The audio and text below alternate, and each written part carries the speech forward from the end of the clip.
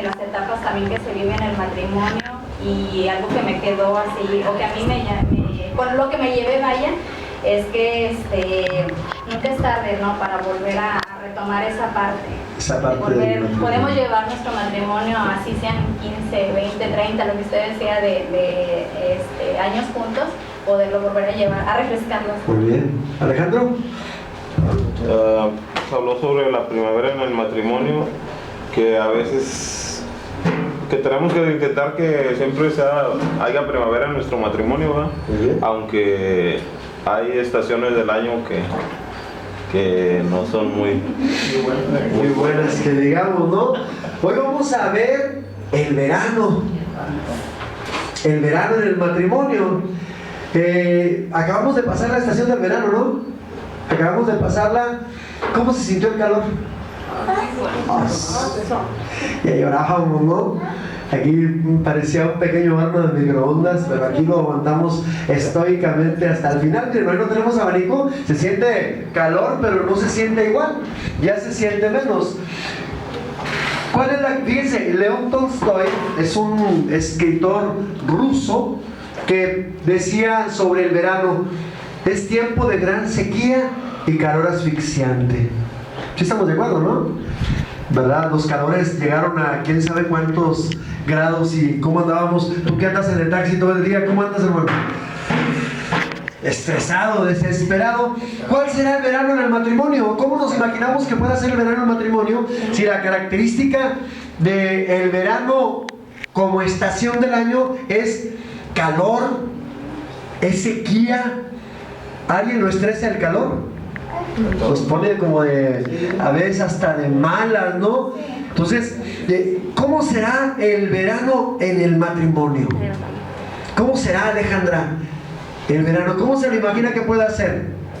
Si la estación del año es así, es áspera, es caliente, asfixiante, ¿cómo será el verano en el matrimonio? ¿Cómo será el verano en el matrimonio, Abad? Pues sí, como digo, que a veces se estresa mucho uno, ¿verdad? A veces te asfixian. Sí.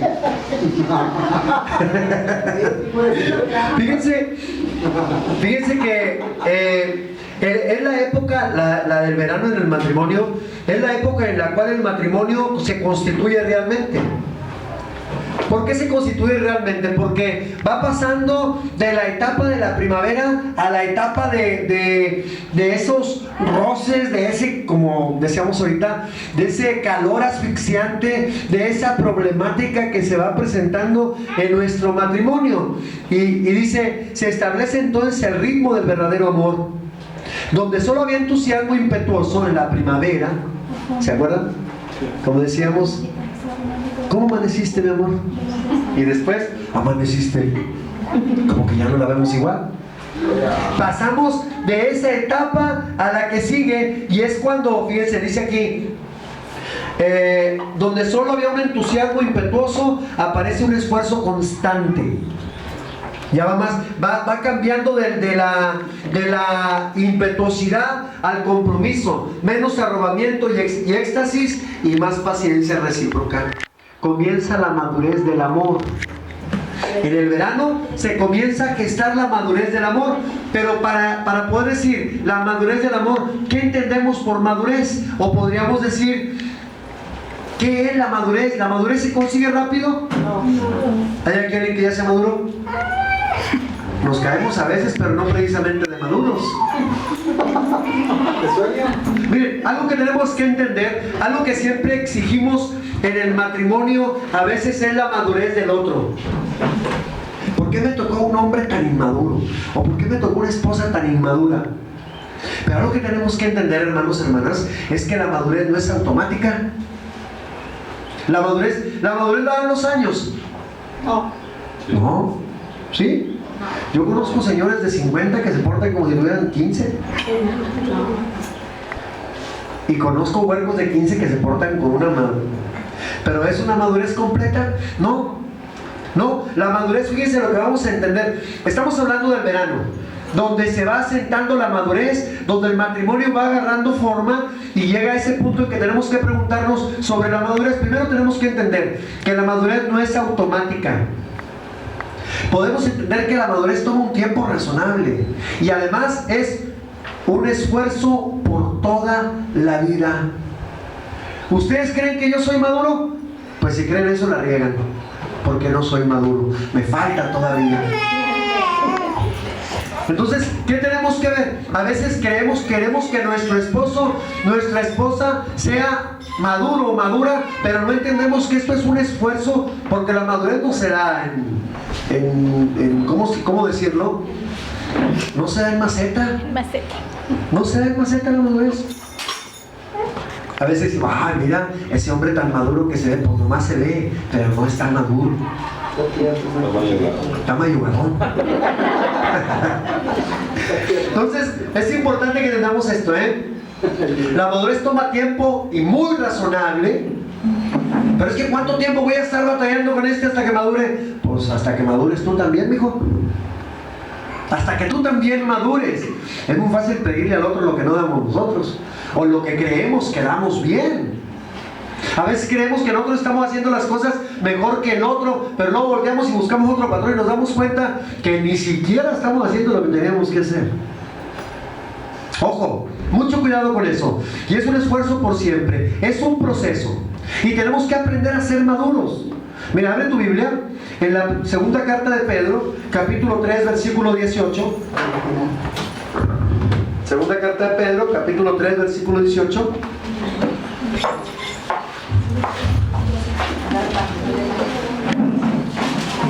Fíjense lo que dice. Dice, crezcan, es segunda carta de Pedro, capítulo 3, versículo 18.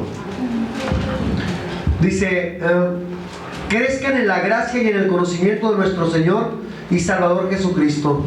A Él la gloria, ahora y hasta el día de la eternidad.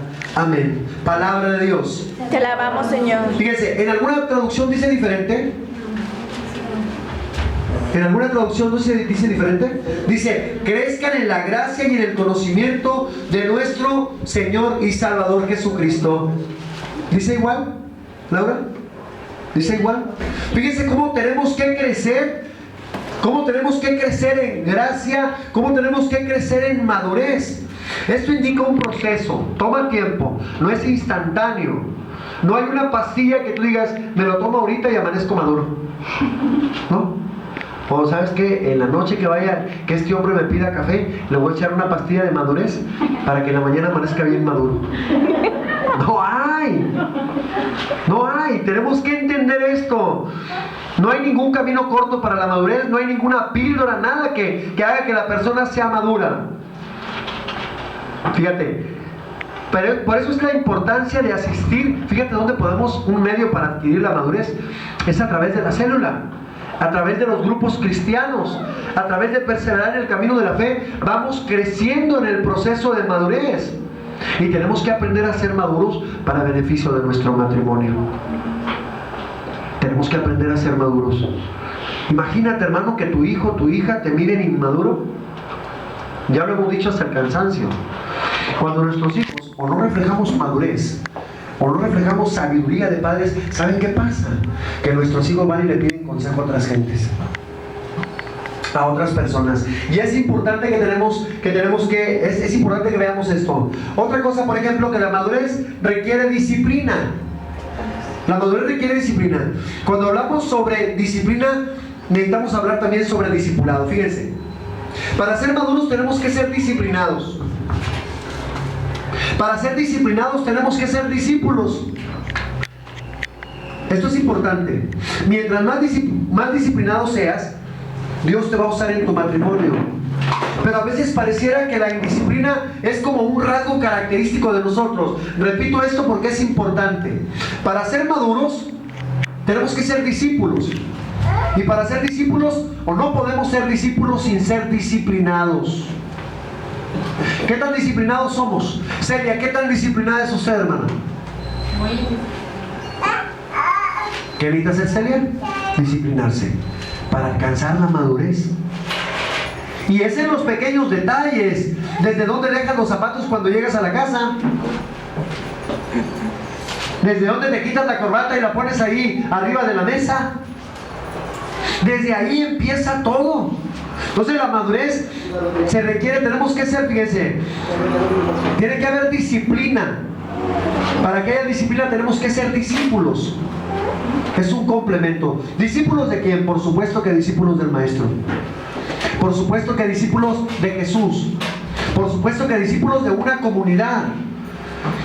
Queremos alcanzar la disciplina, pero no queremos que nadie nos diga nada. Pues entonces, ¿cómo?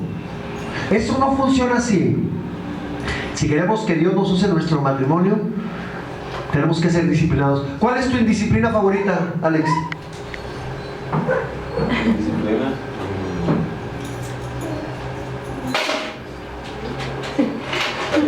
Hay varias, así. Todos tenemos una. Y en la relación de pareja, también somos indisciplinados. Y ahí es donde empieza a trabajar la madurez. Entonces tenemos que buscar, importante esto, y en esta etapa del matrimonio, hermanos, en el verano ya dijimos que tenemos que ser maduros y que la madurez es un proceso, tenemos que ser disciplinados y discípulos. Y en este proceso, en el verano, en el matrimonio, también tenemos que entender que no puede pasar sin que nos deje algún peligro en el matrimonio. Estamos en el verano, también hay peligros. También hay peligro de que pasa, si ya se superó la primera crisis de la primavera, ¿se acuerdan cuál fue la primera crisis de la primavera? La de la desilusión, la de la conversión de príncipe a sapo, que dijimos, ¿no? De príncipe a rana, porque ya verdaderamente lo conocimos, ya sabemos que ronca en la noche, ya sabemos que le huelen los pies, ya sabemos que no sabe cocinar, ya sabemos... Y eso nos hace sentir tristes.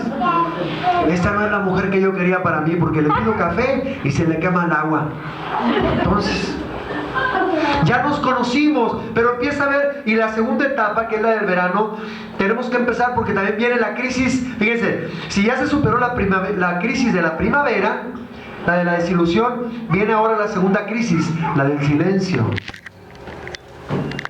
¿Cuántos silencios a veces hay en tu matrimonio? No necesitamos contestar, pero sabemos de lo que hablamos. ¿Cuántos silencios hay en tu matrimonio? ¿Cuántos silencios?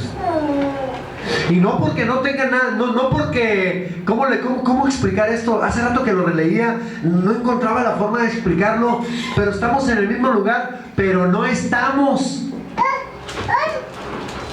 Y esa crisis también es peligrosa. La crisis del silencio. Si el marido y la mujer, en vez de avanzar en uno en dirección hacia el otro, superando las decepciones inevitables, caes en la crisis del silencio. Cuando pasamos mucho tiempo sin hablar en la casa, entre nosotros hay crisis. Cuando nos hablamos nada más para pedirnos lo que necesitamos, hay crisis. ¿Sí es claro esto?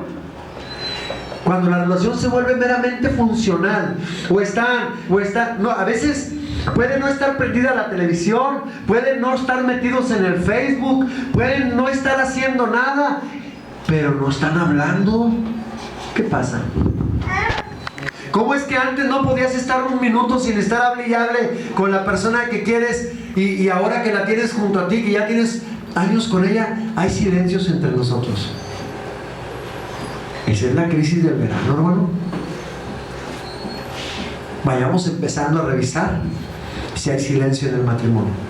Claro, tampoco quiere decir que tenemos que estar como chacharacas, hable y hable y hable y hable y hable. Pues dijo el hermano que no hubiera silencio. Y ahora vamos a hablar y hable y contando, aunque sea para no estar callados. 1, 2, 3, 4. No, tranquilos. Tranquilos. Acuérdense que ya lo dijimos una vez. El hecho de que creamos que comunicarnos entre nosotros, es decir, pásame las tortillas, ya te planché la ropa, ahí nos vemos mañana, eso no es comunicación. Eso podría también ser un silencio y agravado. Y tenemos que tener cuidado con eso, porque es la crisis que nos enfrentamos. Si el marido tiende hacia un lado y tiende hacia el otro, ya sabemos el problema cuál fue, que no tienen metas en común. Las metas de Alejandro tienen que ser las metas de Alejandra. Las metas de Laura tienen que ser las metas de Manuel. Las metas de Roberto tienen que ser las metas de Angélica. Cuando Roberto tiene sus propias metas, sus propias ideas, y Angélica las propias de ella, ¿saben qué va a pasar? El silencio en el matrimonio. Y ¿saben? Poco a poco vamos cayendo en una zona del silencio. Porque ¿no les ha pasado a ustedes que cuando van de viaje alguna vez que quieren hablar por teléfono a casa y no hay señal? O a veces que no hay señal. ¿Cómo se siente? Se siente uno bien desesperado porque no puedes, o no traes internet, no puedes checar lo que publicaron y andas. ¿Por qué? Porque hay un silencio ahí. Hay un silencio. ¿Cuánto más nos debería preocupar el silencio que puede haber en nuestro matrimonio ahorita?